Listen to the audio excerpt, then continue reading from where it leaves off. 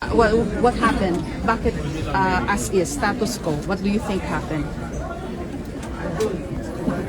Ang ugong over the weekend. First, only to God's grace. Okay, so the 2 weeks na binubuo ito and they were asking me, na-expect na yung ibang pressure. Okay. Pero I have to admit, grabe yung pressure. And to all of you, lalo sa mga mahal namin sa media, read between the lines. Read between the lines. Any pressure, negative or positive, please read between the lines. What pressure? Pressure na kumalas. Who called? Who? Alam naman Who ng lahat. lobbied? Alam naman ng lahat. So, ang aking inuulit na message, we're here to collaborate. So, interdependence with the judiciary and the executive. Wala namang problema sa judiciary, but with the executive, we want to collaborate. Ano yung, especially because of the crisis, gugutom na talaga mga tao talagang nawawalan na ng trabaho. I don't blame them for trying, but mas marami nasasaktan habang tinatry. Tapos yun nga, katulad ng NBI, kagabi lumabas, may talaga, gunpowder. So nagsisinungaling talaga sa presidente. So there's a lot of lies, deception, miscommunication ongoing. Okay. But yung members namin, we say we'll hold together. Manipis talaga, kaya grabe yung pang-intriga, grabe yung pakiusapan. May attempt kanina dun sa committees. Having said that, we're all professionals and I don't blame the minority. Nung nasa minority kami, gusto rin namin maging majority. Diba? So ang tinutulay ko is that basta dun lang tayo sa tama pare-pareho, we're willing to work with you. Pero yung hahawakan nyo kami sa liig or magdidikta, especially kung papunta tayo sa changing the constitution, medyo malabo kami sumama. How does that feel like? Parang you're walking on eggs, ganun ba yun? Very thin line. It's what? 13, 11? Yeah, pero and alam then mo, yung dalawang the last time I felt like this yeah? was during the time ng Hello Garcia. Kasi it's just so pure. I mean, I'm not saying lahat ng decision ko ay tama. I'm as imperfect as anyone else. But it's a walk of faith. It's just, Lord, kung ilalagay mo ako dyan, lagay mo. Biglang nilagay. Lord, kung tatanggalin mo ako, tanggalin mo na ako. So, I just have to make sure that every day is a day I really use to the optimum. Gamitin ko talaga yung kapangyarihan na binigay sa akin ng Senate President to do good. Diba? So, yun ang mimitingin namin ngayon. What is the 3 to 7 bills that can address the crisis? So ano yung presyo, trabaho kita, or sa energy, presyo ng kuryente, or sa agriculture, maliit man ang epekto or malaki na we can propose to Malacanang tapos itulak ng gusto. But kaya medyo hindi lang kasi na-pick up because it was just one of my vlogs naman.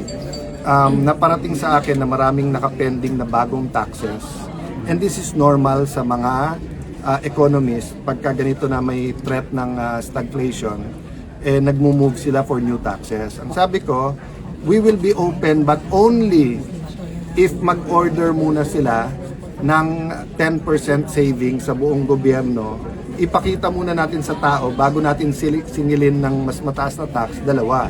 One, nagsisave tayo, walang luho sa gobyerno. Number two, honest to goodness yung atin anti-corruption. Diba? Kasi kung mag-new taxes ka, tapos ang mangyayari, tingin naman lang binubulsa, or mag-new taxes ka, pero tingin nila, pag tinignan, marami pang luho sa budget, hindi susuportahan ng tao yun. The problem is economic spending is down. Yes. So the economy is really not moving at all.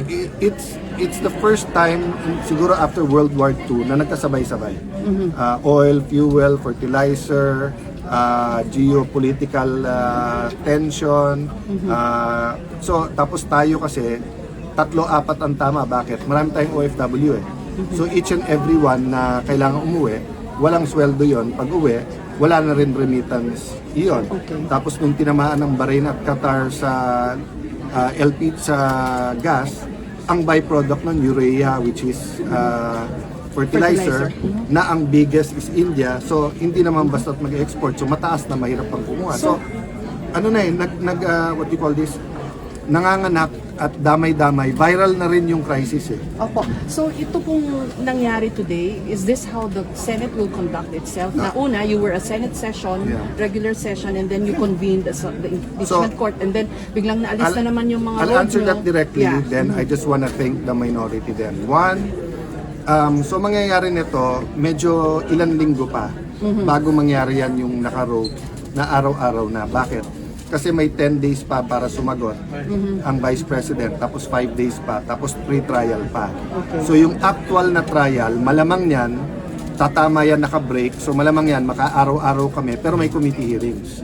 Ngayon, pagka nagka-session na ulit, yun ang mas malaking challenge kasi kung tutusawa yung everyday, kailan tayo magsa-session.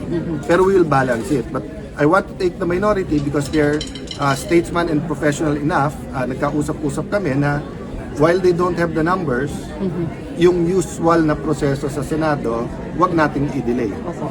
For the record Senate po. President Cayetano, if we reverse engineer what happened nung Wednesday, tama ho ba na kulang ng communication between the GSIS and the Senate? Hindi kulang. They were not informed, Hindi- you were not informed na nagbarena Hindi sila. kulang. Sinadya nila. Sinadya nila. Never, ang GSIS never nagpapasok ng NBI kung may problema sa peace and order. Police parate yun. Okay. Number two, ibabarena mo yung pinto na lalabas yung mga senador. Isasara mo yung gate sa likod kung kailan lalabas yung mga senador. Tapos nung tinanong namin, wala daw NBI sa loob. O, bakit yung ngayon yung may pulbura sa kamay at dito sa loob ng Senate nahuli? Diba? Could it have been simpler kung in-inform kayo ng GSIS na magbabarena kami to secure Yes, the pero door? masisira plano nila. Oh, so you're Malalaman saying- namin eh. Malalaman kasi, it's okay. Malalaman kasi namin eh. Aha. Malalaman namin. So you're saying I'm po at this- deliberate? No, at this point in time, the burden is on them to prove to us that it's a series of coincidences. Okay. Kasi pag ni-reverse engineer namin, plinano talaga nila na pakita sa Senate na ganyan ha. Sige, may numero kayo, nandyan si Bato, ganyan ha. Papaligiran naman namin kayo ng mga armado. Senator Gringo Nason said it best. Diba?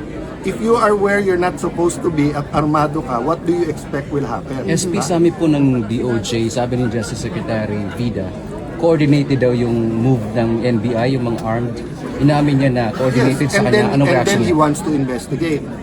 Gusto ni Secretary Vida mag-imbestiga ang NBI, DOJ, pero sila ang dapat imbestigahan eh. Kaya nga ang message ko sa kanya, hindi ka pwedeng bida kung kontrabida ka. Okay? So kung gusto mo mag-imbestiga, kailangan neutral ka. Si Secretary John Vic, hindi ko kasama sa politika. Si Secretary John Vic, maraming policies namin, hindi niya gusto ka. Pero nung pumunta siya dito, malinaw. Impartial, sabay tayo, ano kailangan mo sir? Kailangan ko CCTV, sinabit namin. So basta't patas, payag kami. Pero wag naman yung gagawa ng storya tapos kami pa ang kontrabida sa huli. Isa na lang po, SP, yung inaabangan ng iba yung chairmanship ng Blue Ribbon Committee, bakit wala po? Because nga, we wanted a bigger majority and we want to move forward na hindi confrontational pero lumabas lahat ng totoo. So we're considering everyone. We're considering Senator Marcoleta but we're also considering someone else. O sabihin ko na, we're considering Senator Pia. Diba? And then, dati, flood control lang. Now we have to investigate yung ginawa ng NBI. So, sa rules pa namin bibigay yan sa Blue Ribbon. Diba?